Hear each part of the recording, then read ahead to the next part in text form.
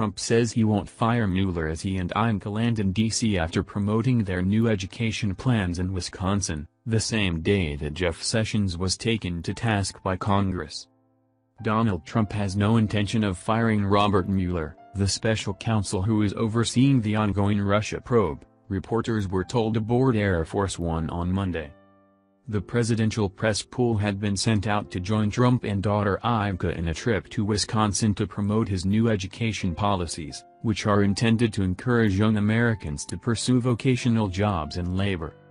When asked whether Trump would fire Mueller, spokesman Sarah Huckabee Sanders told the Air Force One pool, "While the president has the right to, he has no intention to do so."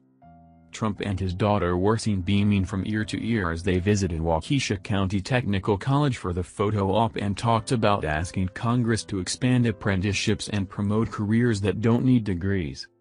But despite the Trump's bright grins, things were less rosy back in Washington, where Attorney General Jeff Sessions was pummeled with questions over the probe into Russian meddling in the election and alleged connections between Moscow and Trump's associates.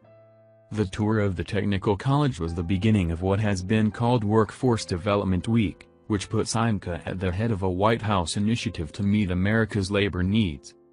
Ivanka, who is an unpaid presidential advisor, told ABC News, "We are very excited about where we are.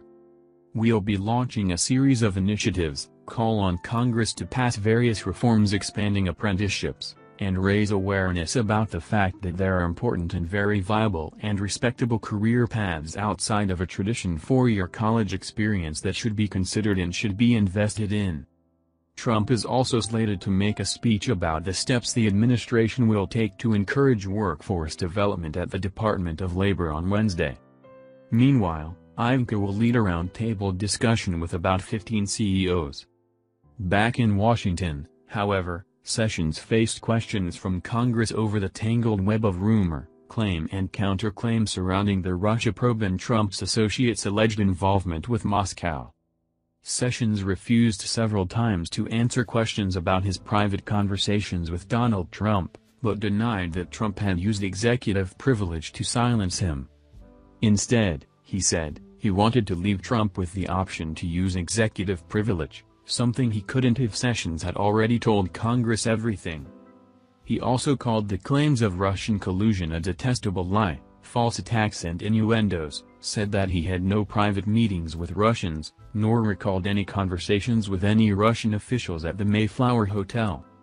Although Sessions admitted 2 meetings with Sergei Kislyak, Russian ambassador to the U.S., he said that nothing improper occurred, and said he could not recall a third alleged meeting.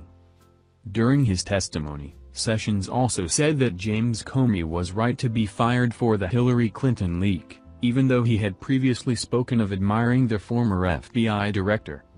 And he said Mueller was doing a good job but would not be drawn on whether he might be fired. "I have confidence in Mr. Mueller, but I am not going to discuss any hypotheticals or what might be a factual situation in the future," Sessions told Congress. In Air Force One on Monday morning, White House spokesperson Sarah Huckabee Sanders was asked what the president thought of Sessions' performance before Congress. "He wasn't able to watch much of it," Sanders said. "He was preparing for the stop here today, but what he did see and what he heard, he thought that Attorney General Sessions did a very good job and, in particular, was very strong on the point that there was no collusion between Russia and the Trump campaign."